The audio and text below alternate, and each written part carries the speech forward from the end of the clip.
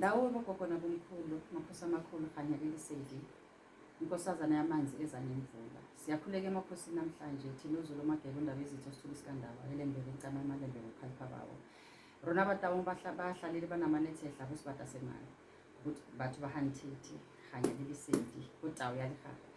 Today ngizokhuluma ngokudla lana. Sizokhuluma ngezinto ezibalulekile okumele masingabantwana bamanzi sibe nako, ukudla okumele sikudle nokudla okungamelanga sikudle. I've got some few items with me here. Into engizocala ukukhuluma ngayo kakhulu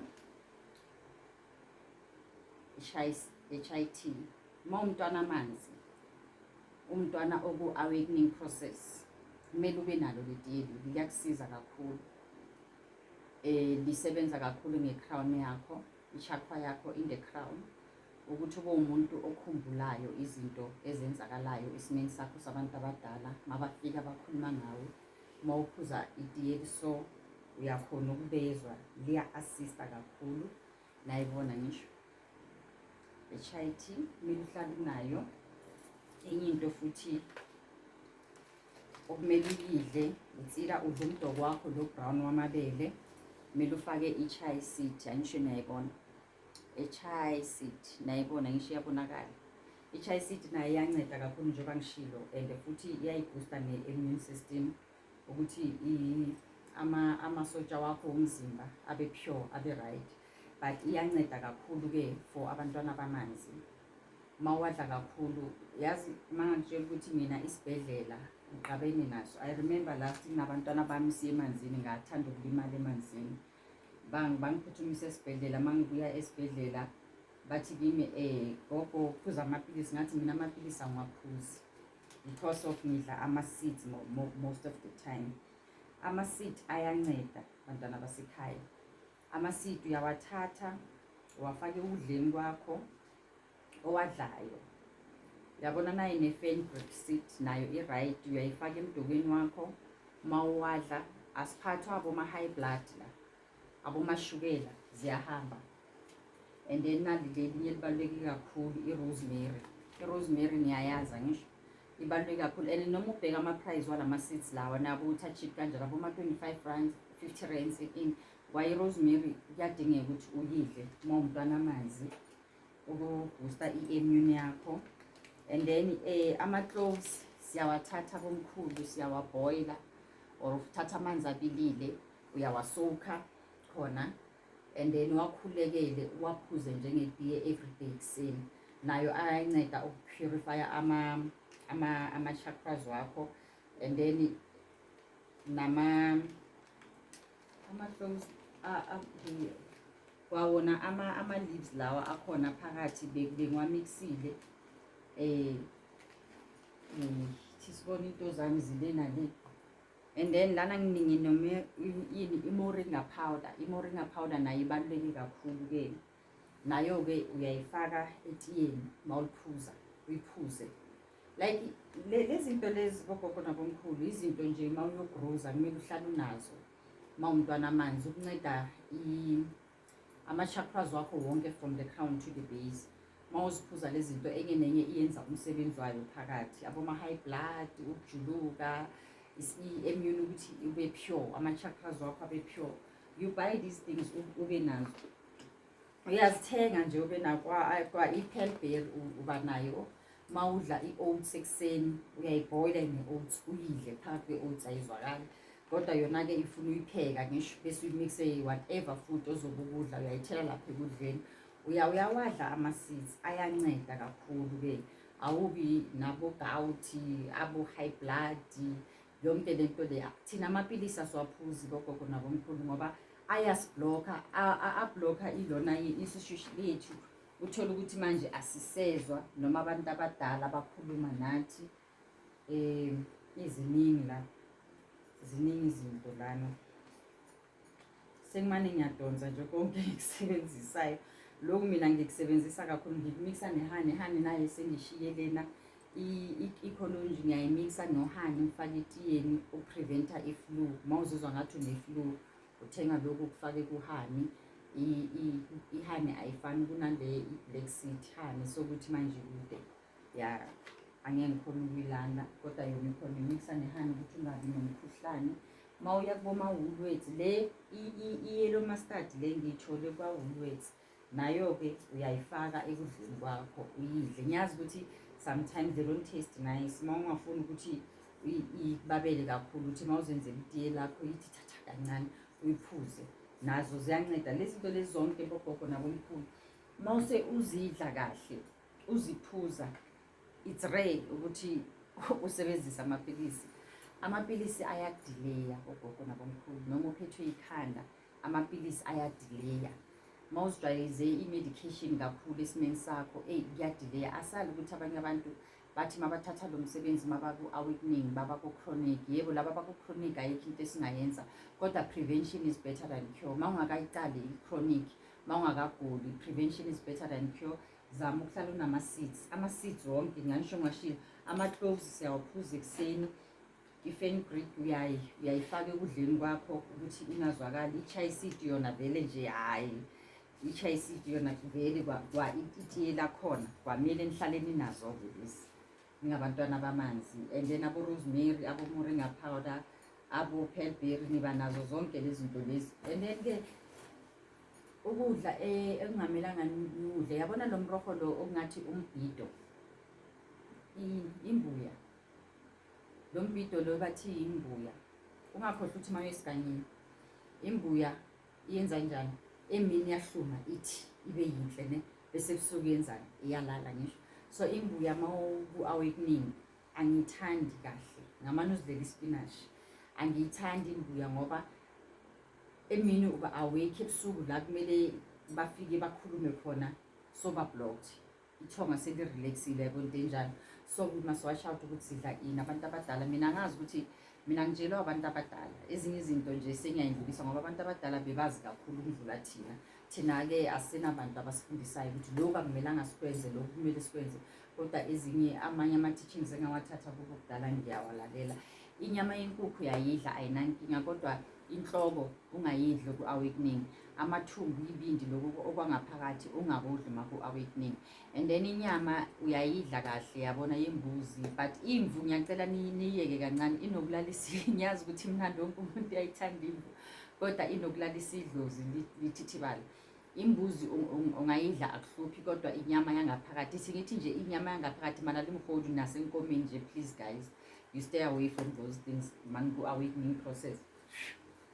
And then amaqanda, i-cheese, ukudla oku-rich nje, aboma-yogurt, I know siyakuthanda. Zama nje ukuthi khatha, awehlisi, khatha, kuyakudileya ku-awakening process yakho zonke lezo zinto lezo.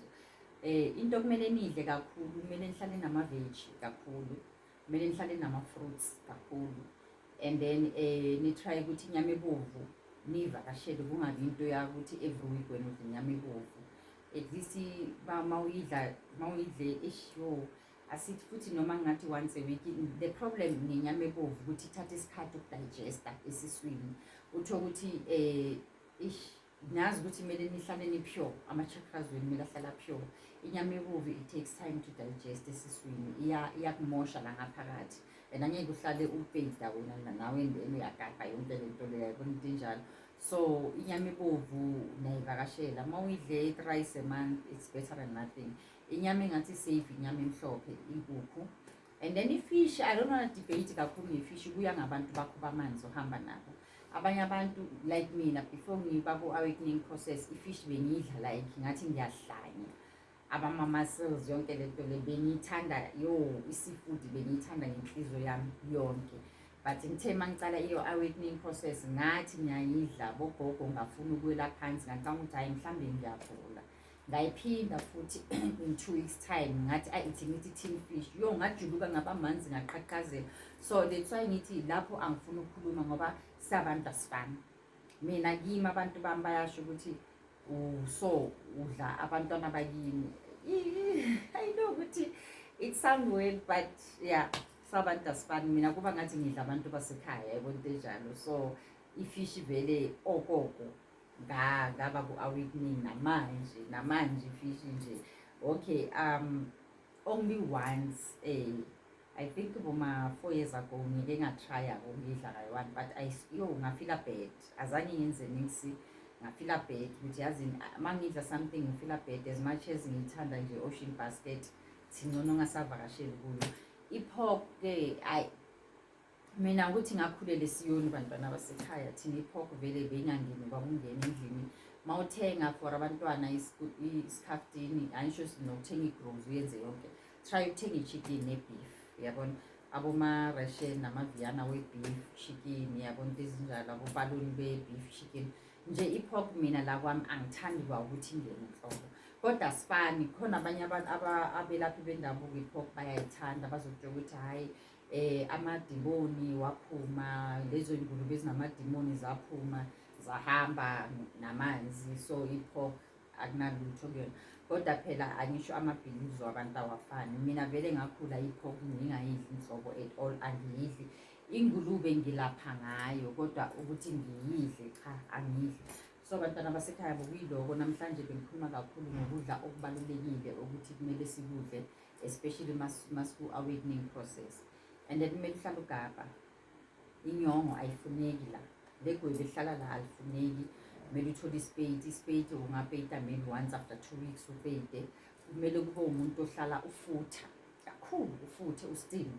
I-steam ke noma ungastima thrice a week, it's fine. I-steam sibalulekile bantwana basekhaya. Ukustima mawungakabi nemali mhlawumbe usesekhaya, uthatha impepha yentaba, yiyo-ke right, ungayimikisa nempepha yofula, inkonjwane nayo ungayifaka nawo or amawele, uhlanganise nje, ufuthe ngazo zonke le mpepha lezi.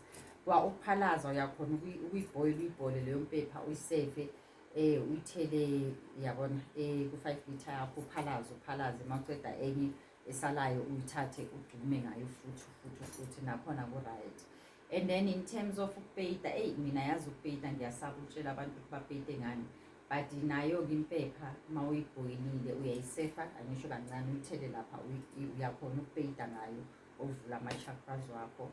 And then ngiyazi ukuthi ziningi izinto zokupeyita, abanye bayalithatha ibisi, yabona ibisi bayalithatha, and then but imcaka ngithanda ngoba yilitshe leli liyastaka lapha emuva. Banolithatha ibisi balifaka i-holy ash, bafaka amanzi afudumele, umuntu apeyite ngalo, nalo-ke liyaqina la ngaphansi, yebo kunjalo. So ukuvusa isithunywa sakho kubalulekile. Ekuseni kumele usivuse isithunywa sakho at least thrice a week. Uthatha amanzi wempompi, wafaka i-rock salt, uyakhuleka, uyazihasha nje, uthwala indwangu yakho nje, uyayibopha yabogogo, uzihasha from ekhanda, uyasiphaphamisa isithunywa sakho, or ufake i-holy ash phakathi kulelo rock salt, uyaziphaphamisa. Abanye banokufaka kwawona loyo mcako, uyaziphaphamisa ekuseni at least 3 times. Ekuseni ngabo-4 uyakhuleka, uyazihasha ngamanzi abandayo 25 litre, uyazihasha. Ezinye izinto zifuna ukuthi nawe uzikhuthalele, uyayibona into enjalo. Kufana noma mina futhi ngoba vele abantwana bami engibakhulisa bedlozi baye bahamba nazo iy'thunywa, ngiyabanika i-facility ukuthi okay, nazi izinto lana isithunywa uyasivusa ekuseni, ngoba ezinye izinto ayisafuni ugobela uyanika izinto ukuthi nazi izinto nini ekuseni, niyazi ukuthi ekuseni niyabhema isibhemo sabantu abadala, maniceda niyazihasha, maniceda, yabona ziningi izinto enizenzayo ku-process yokukhula nje, engeke ngizikhulume la. But noma usesekhaya-ke mawuseso-awakening process, at least uyasihlambulula isithunywa, uyakhuleka everyday ekuseni, yayibona into enjalo. And noma usihlambulula la usibeka khona, ulayita ikhandlela elimhlophe, uyakhuleka, uyazihlambulula, uyakhuleka, uyazihlambulula. So namhlanje bengikhuluma ngokudla, bengifuna ukufundisa ngama-seeds, ukuthi ama-seeds abaluleke kakhulu abantwana babondlondlo bamanzi, abantwana babonzonzo, abantwana babonkanyamba, abantwana ingilosi zamanzi nje, kumele uhlale unama-seeds. Uma uphuza ama-seeds awumanamane ugule, yabona i-system yakho iba strong, immune system yakho iba strong. Ngoba enye into futhi esidileyayo ukuthi abaluzi baqhume kahle yila mapilisi esiwadlayo, i-medication esiyithathayo. Kodwa uma ku-chronic ayikho into esingayenza bantwana basekhaya, uma ku-chronic uzochubeka uphuze i-medication yakho. So and then kubalulekile ukuthi nikhuleke, uye nje ehlane ukhuleke, uthatha amandla, niye entabeni nikhuleke nithatha amandla. Akusukuthi kumele nemanzini, amanzi ayalimaza abantwana basekhaya. Kwa amabhavu uyawathatha endlini, uyayithatha i-sunlight egreen, uthathe yona leya mixture le 10 isihlambulula isithunywa ngayo, ukhuleke ungene ebhavini ugeze ngalezi zinto, ugeze uthathe isaladi egreen ngamanzi abandayo, ugeze bese maqeda uphaphamise isithunywa sakho. Manje ngathi niyabheka esenjoyini, isenjoyini isithunywa sasesenjoyini si-very strong bantwana basekhaya, kodwa abamanamani baye emifuleni akuyo yonke le ndaba, kodwa isithunywa sasesenjoyini si-very strong. Ngoba emifuleni number 1 makube amanzi anikwazi ukukhuluma nawo nokwahlambulula, nilanda le mimoya eshiywa lapha. Abanye abantu bayaqatha lapha, abanye abantu bayaphalaza lapha, abanye abantu bafake into zabo lapha emfuleni. Wena uyafika uyangena uthatha le uhogela le mimoya le. That's why kwabondlondlo bemifula sebanolaka kulamalanga, abantu bahlala bathathwa amanzi yonke lento le. So the best thing ukuthi isithunya usihlambulule ekhaya. Ziningi izindlela zokuhlambulula.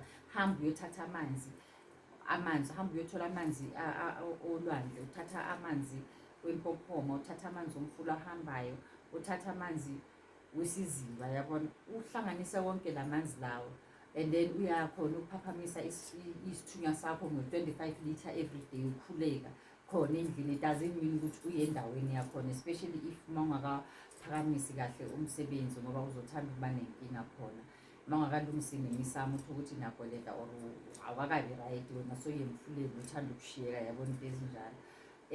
Ngokiloko khanyalikisedi bantwana bakaJehova, bantwana basekhaya, makhanye makulunge kumagumbi amanamhlaba, we share information. Ukudla oku-healthy kubaluleke kakhulu.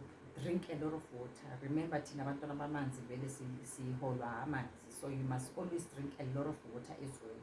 Amanzi akulekelele ngaso sonke isikhathi. Ilokhu bengifuna ukukhuluma namhlanje, ayebehotso khanyalikisedi, ndawuwe makhosi. Amen.